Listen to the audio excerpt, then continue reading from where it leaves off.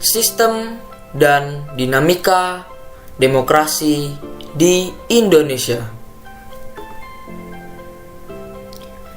Hakikat demokrasi. Demokrasi merupakan salah satu paham yang berkembang terutama di negara-negara dengan bentuk pemerintahan republik dan federal. Paham demokrasi memiliki berbagai bentuk disesuaikan dengan latar belakang, kondisi, dan kebutuhan suatu negara.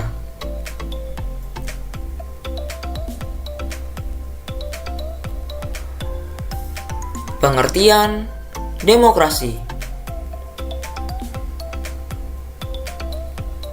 Istilah demokrasi pada awalnya berasal dari wilayah Yunani kuno di abad ke-5 sebelum Masehi.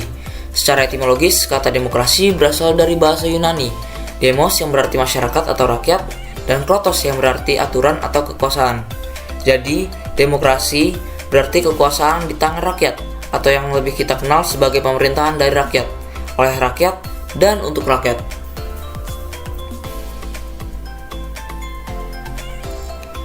Ciri pokok berjalannya demokrasi di suatu negara adalah sebagai berikut. Yang pertama, pemerintah menjalankan kehendak dan kepentingan rakyat. Yang kedua, adanya pemisahan dan pembagian kekuasaan pemerintah.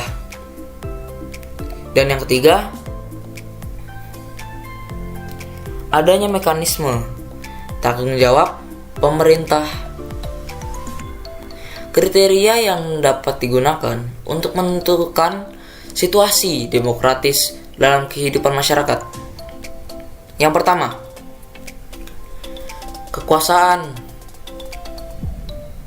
Pemerintah yang demokratis erat kaitannya dengan pelaksanaan kekuasaan. Yang kedua, keadilan. Adanya perlakuan yang sama di depan hukum bagi setiap warga negara. Yang ketiga, kesejahteraan. Adanya kesempatan yang sama untuk menikmati hasil pembangunan dan penghidupan yang layak. Yang keempat, peradaban. Adanya kesempatan pengembangan pendidikan, kreativitas, dan kebebasan dalam berkarya. Yang kelima, afeksi. Adanya hubungan antara masyarakat dan wakil rakyat di lembaga perwakilan. Dan yang keenam, keamanan. Adanya jaminan keamanan dan keselamatan bagi seluruh warga negara dalam kehidupan. Prinsip-prinsip demokrasi di Indonesia. Menurut Ahmad Sanusi pada tahun 2006, terdapat 10 pilar demokrasi konstitusional Indonesia menurut Pancasila dan UUD Negara Republik Indonesia tahun 1945, yaitu sebagai berikut. Yang pertama, demokrasi yang berketuhanan yang Maha Esa. Yang kedua, demokrasi dengan kecerdasan. Yang ketiga, demokrasi yang berkedaulatan rakyat. Yang keempat, demokrasi dengan rule of law.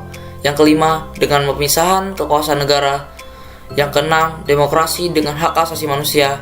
Yang ketujuh, demokrasi dengan pengadilan yang merdeka. Yang ke-8, demokrasi dengan otonomi daerah. Yang ke-9, demokrasi dengan kemakmuran. Dan yang ke-10, demokrasi yang berkeadilan sosial.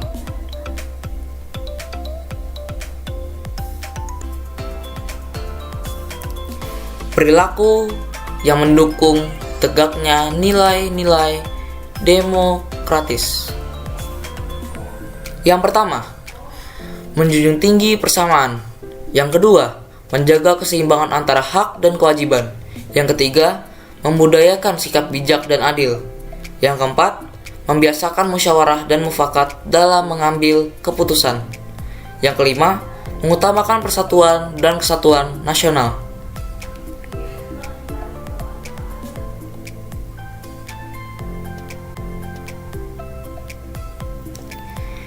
Periodisasi perkembangan demokrasi di Indonesia.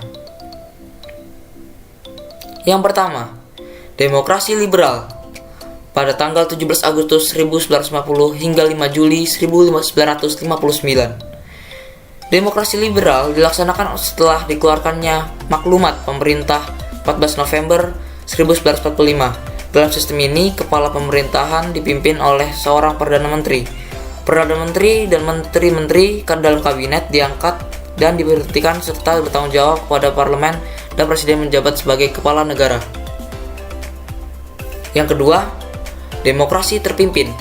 Pada tanggal 5 Juli 1959 hingga 1965. Selama masa demokrasi liberal rakyat, Indonesia sadar bahwa sistem demokrasi liberal tidak cocok dengan sistem politik Indonesia. Ketidakcocokan dapat dilihat dari dua hal berikut.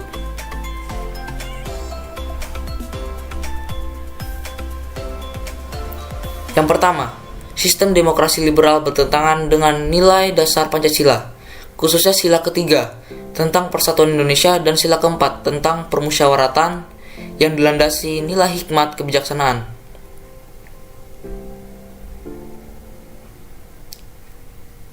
Yang kedua, ketidakmampuan konstituante untuk menyelesaikan masalah-masalah kenegaraan, khususnya pengambilan keputusan mengenai UUD NRI tahun 1945 sehingga sangat tidak menguntungkan bagi negara Indonesia. Sistem demokrasi terpimpin ditafsirkan Presiden Soekarno saat itu dengan mengatakan terpimpin artinya dipimpin oleh seorang pemimpin atau panglima besar revolusi, yaitu presiden.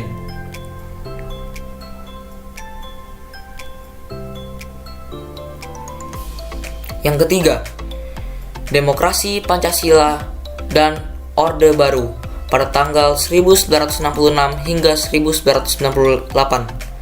Orde Baru berkeinginan melaksanakan Pancasila dan UUD NRI tahun 1945 secara murni dan konsekuen sebagai kritik terhadap Orde Lama yang dianggap telah menyimpang dari Pancasila. Sistem politik baru yang digunakan diberi nama demokrasi konstitusional atau demokrasi Pancasila yang berdasarkan pada Pancasila dan UUD NRI tahun 1945. Penyimpangan terhadap Pancasila tersebut antara lain: yang pertama, munculnya gerakan yang hendak mengganti Pancasila dengan ideologi lain, contohnya pemberontakan PKI. Yang kedua, Pancasila sebagai dasar negara diarahkan implementasinya ke arah ideologi liberal yang pada akhirnya tidak menjamin adanya stabilitas pemerintahan. Yang ketiga, kekuasaan pribadi Presiden Soekarno menyimpang dari demokrasi terpimpin yang dijiwai nilai-nilai Pancasila. Akibatnya presiden menjadi otoriter, menggabungkan nasionalis, komunis, dan agama serta menjadikan diri sebagai presiden seumur hidup. Yang keempat, demokrasi era reformasi.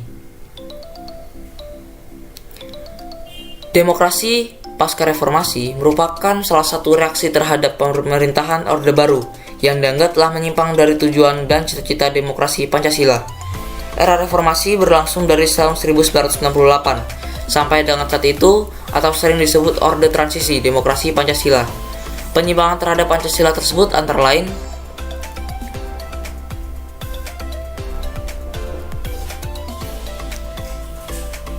Presiden Soeharto sama otoriternya dengan Soekarno, sehingga tak ada perubahan substantif di antara kedua periode pemerintahan tersebut. Yang kedua, lembaga presiden menjadi pusat kekuasaan yang mengontrol lembaga lain pada pemerintahan. Yang ketiga, presiden memiliki kekuasaan yang hampir tak terbatas dan menjadikannya sebagai seorang diktator.